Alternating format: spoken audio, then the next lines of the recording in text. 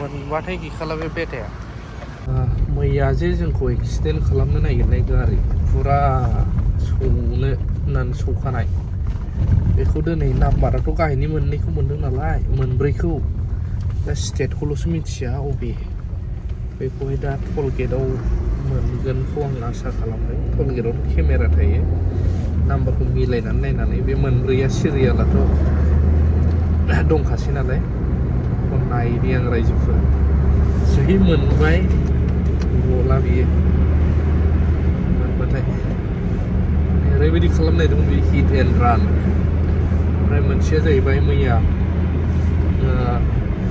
क'क्राझारावबो जोंहा तिनिआलिनि साहा सौना ओंखारदों गारिखौ मोनासै सन्देस जालायलांबाय आं ना गारिया बेनोमोन बेबायदि आरो जोंखौ होसोनायाथ' ट्राक 100+ मोनदों बे गारिखौ नैबेखौ जिबायदि खारो बे 160 80 गाहाम बेबायदि आरोना नायनोसै र' थांनि टल गेटआव थांनि आं ओंखारबोदों बे गारिया मा मिथिबाय गुलि बायदि खारो खिन्थु लामा मोजां जानांगौ लामा मोजां नङाबाथाय बिराद रिक्स जाहैयो ओमफ्राय लामा मोजांबाथाय मोनला बेखौ मैया 110 सलायदोंमोन आं बे होसोनायखाय अब्लाबो बे मोननैखौथ' आं स्पिडसिन सलायबावनो हागौमोन खिन्थु गथ'फोरबो दं लास्टआवबा स्पिड ब्रेकारफोर थाबा साननानै गिनायबो फैबाय आं ओरैनोथ' जेबो मोना 160 गाहाम सलायबाबो बेयावल' थाङो फाइनालि आं टल गेट मोनफैबाय पाटगावनि ओमफ्राय दा नायनोसै आङो मोनबाथाय गैखाला बे बेटाया पाटगाव टल गेट CCTVआव नायनि आं कन्ट्रल रुमाव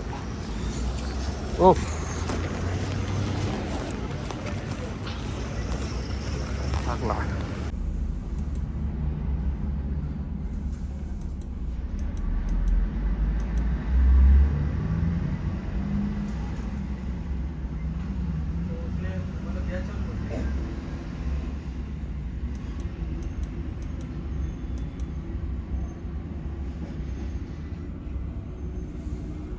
अच्छे से नहीं है ना नंबर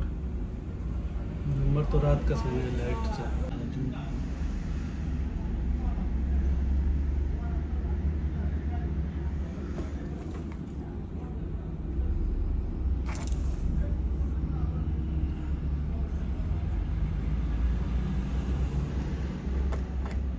ठीक तो है इसी पे लीजिए कौन सा फोन लिया 5649 वीडियो सेव करते समय इसी पे सेव कर लीजिए ना number BK Sharma West Bengal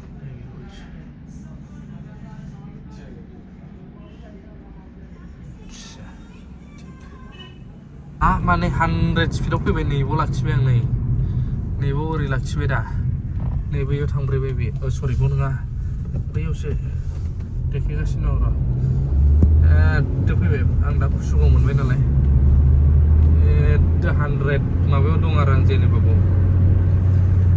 स्पिडआव ओमफ्रायहाय नैबाव लाखिबाय आं नैबाव दम नै एकजेक्ट नैबाव नैबाव बारब्रैबाय बियो बैयाव बारब्रैनानै आं नैबेजों हाबनो नागिरदोंमोन हाबस्लाबनो हायाखै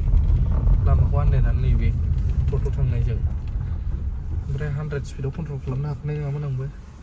ओमफ्राय सोर गिदिंनानै आंबो नै ओरै थांबाय सोर गिदिंनानै नै ओरै थांबाय आं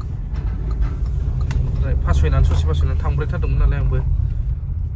ओमफ्राय बे होथेनानै थाबाय ओरै खारबाय बेजोंहाय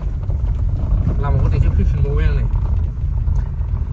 ओरैबायदि स्पिड खारबाय बाव बारनायाथ' गाहायना गारिया मोजांथारा बाव ख्रां खुंख्रां नैबावहाय जिउल' बासायनो बायदि जाथारबायबा ओमफ्राय बावबो थेवबो ओरै उनजोंहाय होसोबोबावबायब्रा बावहाय एददो सिब्बाय आं बाव ओरैबायदि सिब्बाय सिब्बोबाय आरो आं ओमफ्रायहाय र' देखायबावना आइजों सिब्बाय हाखु दाखु सार्कलनिबो टार्निं लाबाय आं टार्निं लाबाय टार्निं लानानै बेबो पुलिस स्टेसनाव हाबनो नागिरदोंमोन आं गेटआनो बन्द गोजा हर गेजेराव नैबे आउटपस्टआ उफाय गैया सिद्दा खारबाय आं बिदि जादों आरोना जेखियानो जाया मानो डिटेल्सखौ मोनजोब्बाय आङो टल गेटआव थांनानै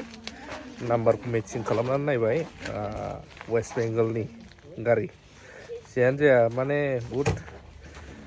रागाबो जोंनाय फैदोंमोन दुखु मोनदोंमोन गिनायबो फैदोंमोन खिन्थु दा एसे सेटिसफाइड जाबाय गारि नाम्बारखौ नुनानै क्लियार आपडेट मोनबाय आरो मैयानि समाव मोनसे एक्सिडेन्ट जादों नोंथांमोना मिथिखायो तिनिआलिनि साहा पुरा सासे वर्कारमोन पार्टिनि एक्सिडेन्टआव स्पट डेथ जादों बिथाङा दा बेनो ओरैहाय ओरै खारदों नामा नै बेफोरबायदि साननाय फैदों गोबाङा बेबायदि जादों आरो ओमफ्राय दिनै टल गेटआव नायनानै फुल डिटेल्सखौ मोनजोब्बाय आजिखालि डिजिटेल जुगावहाय खारनो हानो नागिरा बे फाइनालि आं टल गेट मोनफैबाय पाटगावनि ओमफ्राय दा नायनोसै आङो